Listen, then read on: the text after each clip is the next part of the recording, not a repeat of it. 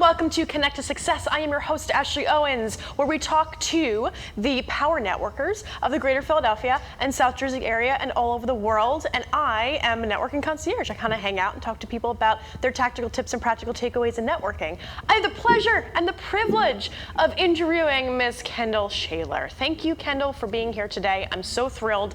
You and I connected a couple, back in 2020. I just feel like there's a tick every time that comes out when 2020 is it's just a reaction now. But you and I connected a few months ago, so I'm so glad you're here on the program today. I know who you are and what you do, what makes you awesome, but can you please tell the audience those things? Sure. Yeah. Well, thanks, Ashley, for having me. I'm excited to be here. We did connect back in 2020 through Together Digital. I think you've actually interviewed maybe one or two ladies from there before. So that's right. Great organization. But yeah, my name is Kendall Shayler. I am the business development representative for Lever Interactive. We're a full-service digital marketing agency located just outside of Chicago, so it's pretty cold and snowy up here right now. And yeah, we help companies of all sizes really with their digital marketing needs. So that could look like paid efforts, SEO, video, really, you name it in the digital field, we're working on it. So yeah, excited to be here. I guess, let's get right into it. Yeah, so when did you start the business? How long ago was it? Yeah, so Lever itself has been operating for just over 20 years.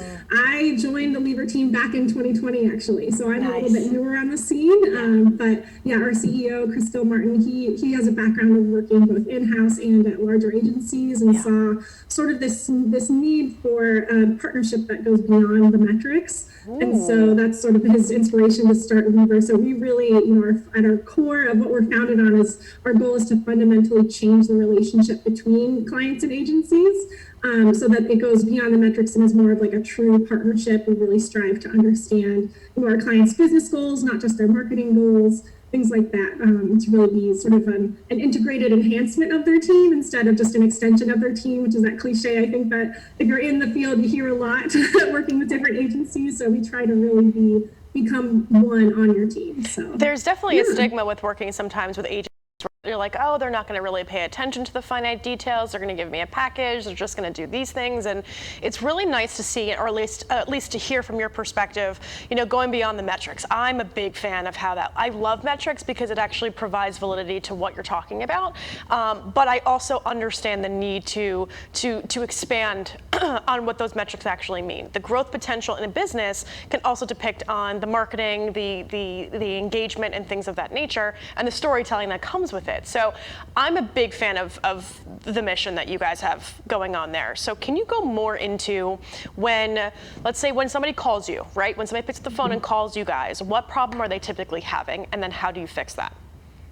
Yeah, so typically they're either a smaller organization that's looking to grow, and so they're ready to put a larger investment towards their digital marketing, whether that be like SEM or SEO strategies, or they're a larger company that's maybe just not getting the attention that they feel like they deserve or that they've needed from their agency. So a lot of our current clients will call us sort of right size. We're sort of that good in between. We have the tech stack, and the resources and support of a larger agency, but we're going to give you that more personalized, that true partnership approach that you might find at like a smaller boutique agency. So we sort of walk that line really well. So whether it be that you're looking for, sort of an upgrade in your technology and your efforts, or an upgrade in the amount of attention that you're getting, that's usually who calls us. That's amazing. And so especially big shift and pivot that I hate using the word pivot.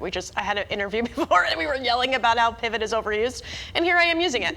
But in the past year, 2020, when I'm definitely going to freak some people out with this interview every time I say it's going to be the Pavlovian effect, that, with the shift, over the past year, people are digesting content more at a rapid pace. And I think I read an article somewhere that we are now technology-wise 10 years advanced than we would have been if the pandemic didn't happen. So can you take me through how you guys kind of adjusted to the change in your own services to really adhere to what people and the challenges people were going through through their business and changing through the pandemic?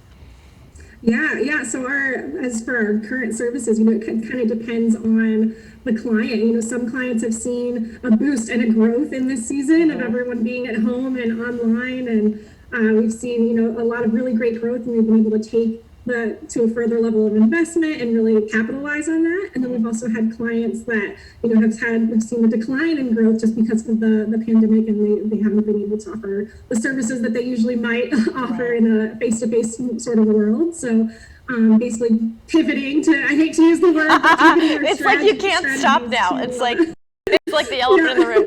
Changing that up basically so that we can still reach their customers, stay in touch with their customers, so that when things do go back to the new normal, as we're calling it, that they'll still be in the front of the minds of their customers. And we've seen a lot of different changes with the platforms that we use too. Google's released some changes last year, and coming up this year we have some more. Facebook has released some changes. So constantly keeping us on our toes and trying to stay ahead of the curve for our clients so that we can basically help them be efficient with those changes and be proactive about them as well. And productivity. As for our personal efforts, it's changed. We used to go to a lot of networking events, to bring it sort of back to networking. We used to go to a lot of events, help host events, and we haven't been able to do that this year. Haven't been able to work sort of our personal network. So that's changed in how we're reaching out to people and getting our name out there. So that's been a little bit tricky, but we've been navigating it pretty well, I think. So let's deep dive into that, because that's a great pivot. I swear to God,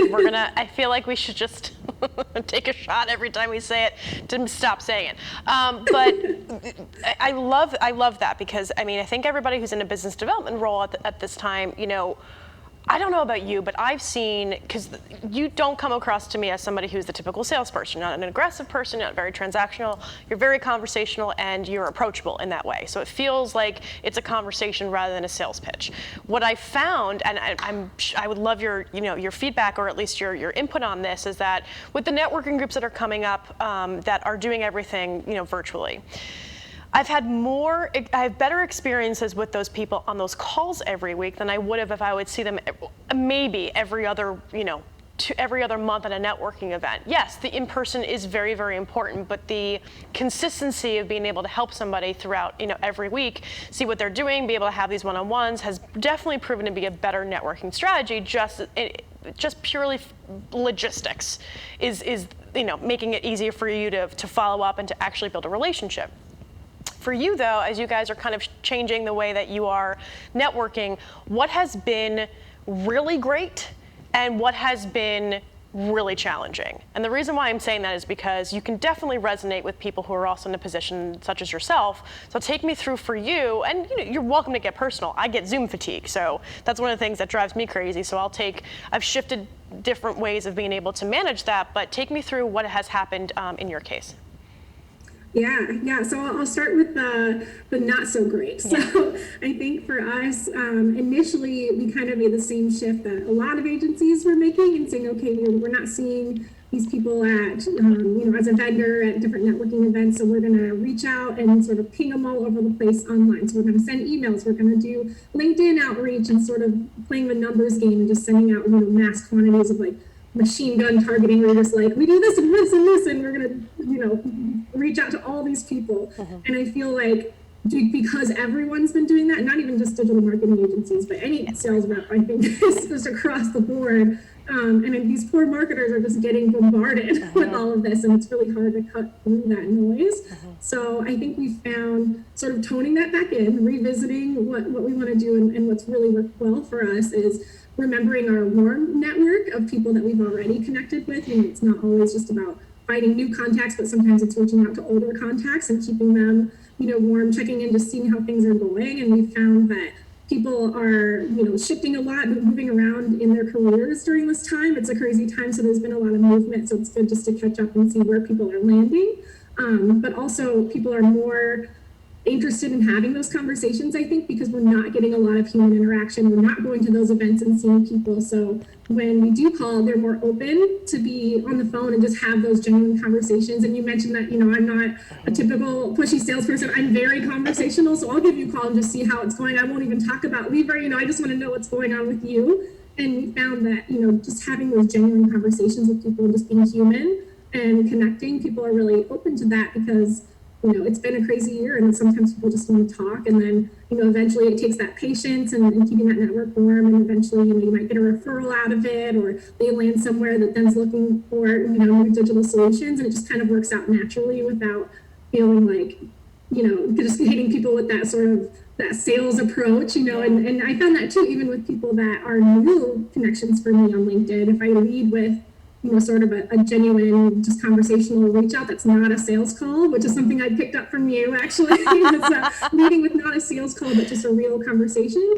can eventually sometimes turn into sales. So you never know. But leading with a sales pitch right away is just going to go right in the bin with all the other sales pitches that they're receiving. So I think just being human, which is something that I have a hard time not doing that anyway. So it's worked out well for me.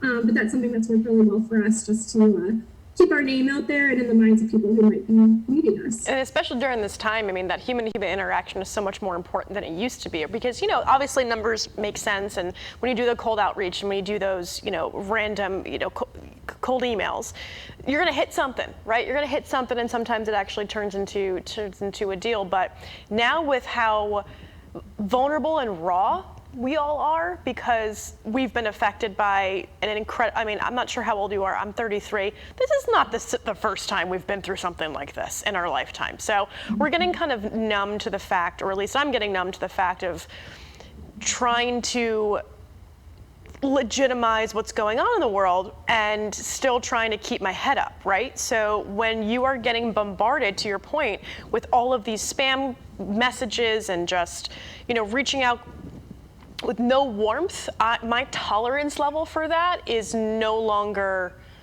low. I'm no longer high, excuse me. It's not exist. I have no tolerance for that anymore. In fact, to the point I'm like, it's so much easier to say no to those things because the bar needs to be set higher. And I think that as we're growing into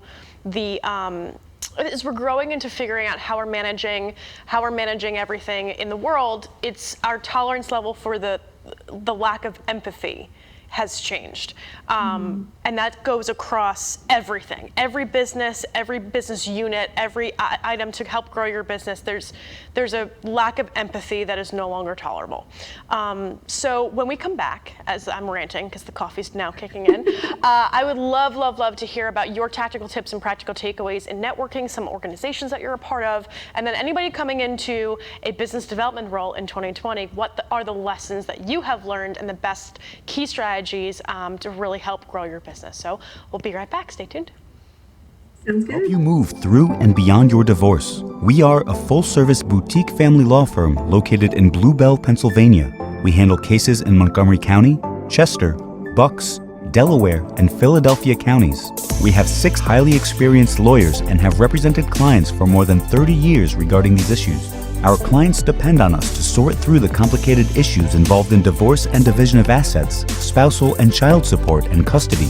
We listen to them, we gather the information, and we help them make informed decisions. We pride ourselves in our knowledge and our experience. We try to settle cases when we can, but we zealously advocate for our clients at trial as experienced and successful litigators. If you need help on any of these family life issues, please call us for an appointment at 215-542-2105 or check us out on our website at www.shemtablaw.com. So, I got this new family, and I don't know what it is about this one, but she can't seem to put down that toy all day long.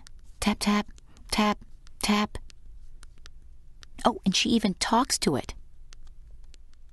She talks to that more than she talks to him. What's up, bro?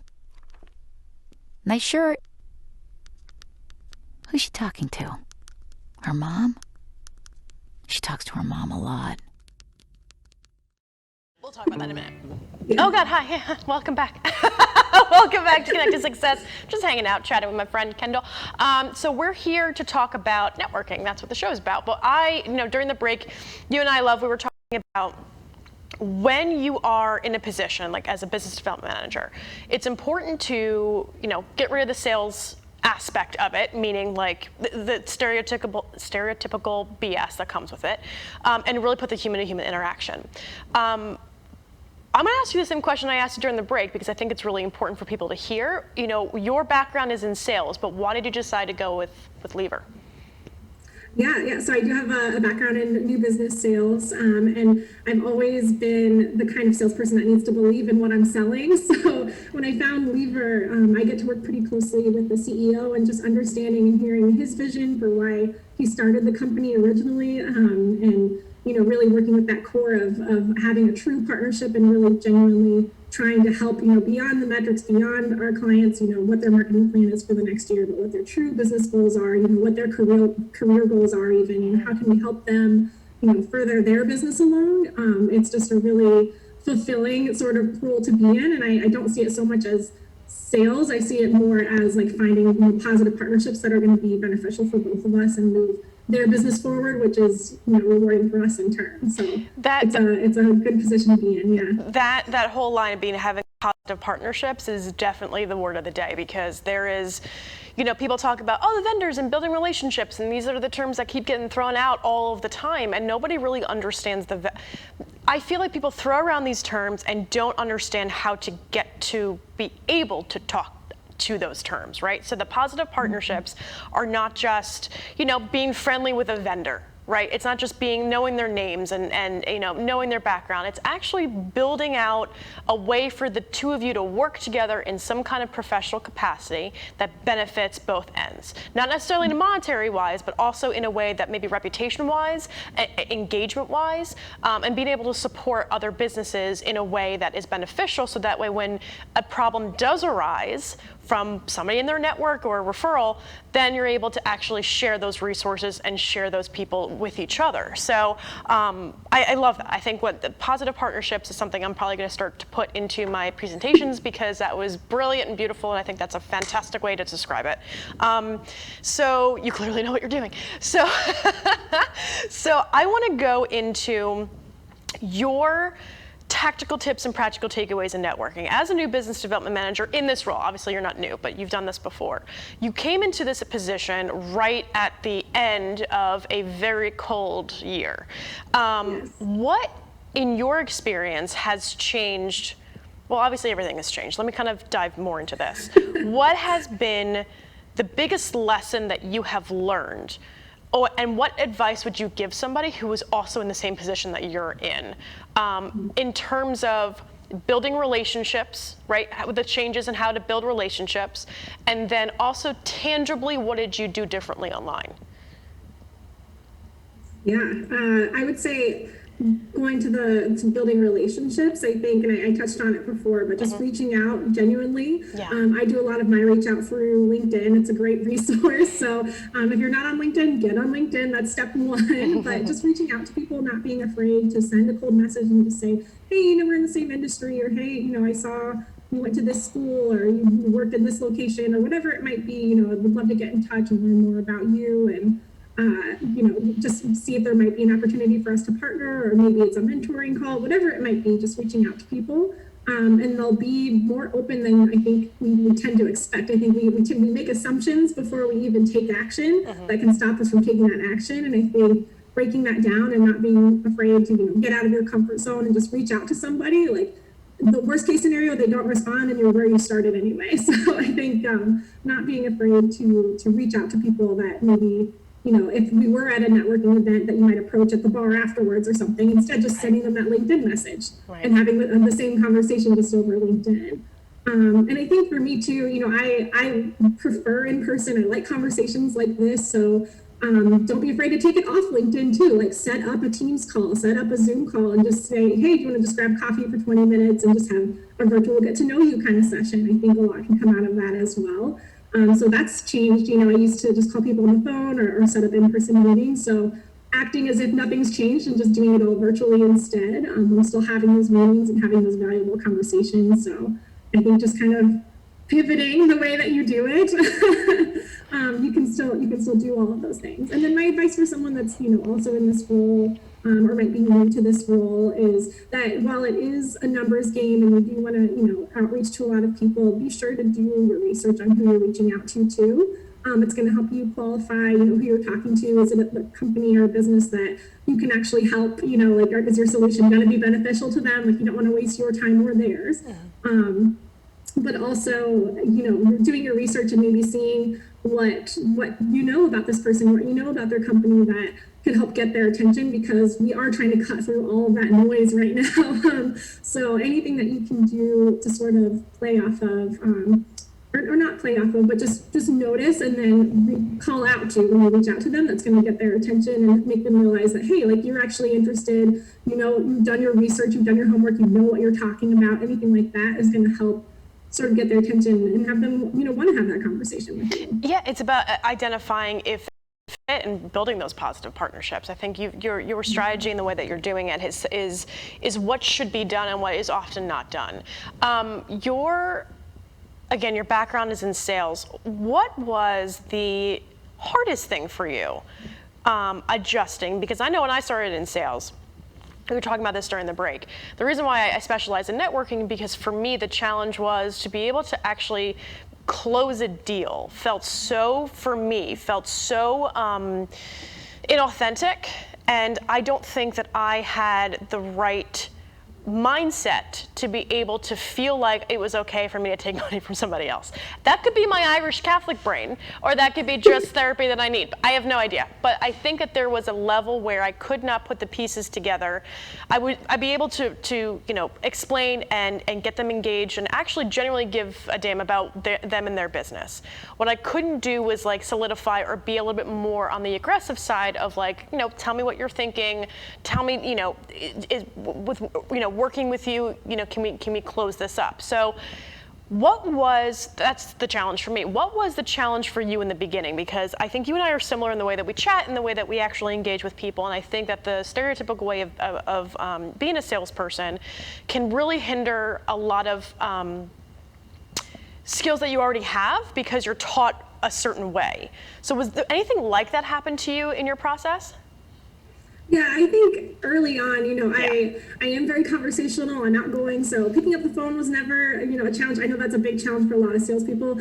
I'm lucky that that's not a challenge. I want to talk to people, especially now that I'm, alone in my house all day. I'm happy to get on the phone and have to talk to some folks. But I think initially for me, it wasn't so much about, asking for the close that made me nervous, but it would just be, am I really going to bring value to this partnership? Like, are we really, are we selling them because it's business for us, or are we selling them because it's going to bring them value and it's going to bring business for them? And I think that goes back to, making sure that you're aligning yourself with a company that you believe in what they're doing. They're bringing value to their clients. They're helping people. And I think if you can communicate that and find partnerships and find, prospects that are going to find value in you, then it becomes a lot easier, because then they want to buy. It's not even so much you closing, it's them asking, okay, when can we get started? Because they're so excited to partner with you and reap the benefits of that relationship. So I think as long as you view it as, we're bringing them value, and you explain, and they have an understanding of what that value is going to be, it becomes a lot easier because they're asking for you to close. So that's kind of my way around that. And that's something, that I've figured out throughout my career. Obviously I didn't start at Lever Interactive, and that's part of what brought me to Lever, is that, it is a company that I believe in, and I see, the testimonials from our current clients too. And I'm excited to go wake up every day and find, new partners for us that we can help move their business forward. So who would be a good introduction for you in that? Who's a good introduction, and what kinds of clients do you typically work with? Yeah, so we, our typical clients, we have a kind of a wide range. We have, international companies that have, global organizations that we're running different campaigns for different countries. And, depending on what the company is, there might be different laws in place for what kind of campaigns we can run, and, navigating large buys. But we've also, worked with smaller, sort of not quite startup, but just, maybe started up 5 years ago and now they're ready to make a bigger investment. So we have, ranges. We work, like I said, we're based just outside of Chicago, so we do work with a lot of local companies, but we also, work with companies that are, their headquarters is in Europe. So we're kind of all over the place. And again, that comes back to our right sizedness, is that we're ready to kind of meet you where you are, understand your goals and your needs and what growth it's going to look like for you for the next year, and then give you the team and the resources that are going to help you specifically, reach those goals. Amazing. And the kinds of industries that you partner with. So like we talk about strategic partnerships or positive partnerships. So for example, a real estate agent and a divorce lawyer are fantastic strategic partners because if you're getting divorced, you're typically upsizing or downgrading depending on the agreement, right? So who would that, in that really random analogy, brain's going crazy. I like it. Thank you. Tell me who those people would be for you. So usually when I train my clients, I talk to them about find 5 industries that actually make sense to partner with because you would share clients with them in some kind of cycle, right? So like when you're buying a house or when you're going through a divorce, whatever it may be, there are certain professional services that you would need for that one challenge or that one, need. So what industries would those be? Because those are the great introductions and I think my audience can provide. Yeah, so we do have a sister agency that we work pretty closely with. They're called Coming of Age. I don't feel bad dropping their name here. They are more traditional marketing, so they do more like the print and creative side of things, whereas we're more focused on like the digital and the analytics side of things. So that's already sort of a natural marriage between the two of us because a company that's looking to grow their digital marketing efforts is going to need creative for the ads that they're posting. So if they don't have an in-house team, they might go to Coming of Age, or they might start with Coming of Age and then come to us for their digital. So we kind of partner very well with them. And then, outside of that, we do work pretty closely. We are a full service agency, but there are companies out there that will partner, specifically sort of cherry pick, best in class agencies for different parts of their journey along the way too. So we do, it's not uncommon that we're working with other agencies on our bigger accounts and things too. So just naturally through that, you're going to have agencies that are like, hey, like this client wasn't a good fit for us, but maybe they'll be a good fit for you and vice versa. So just kind of being in that field.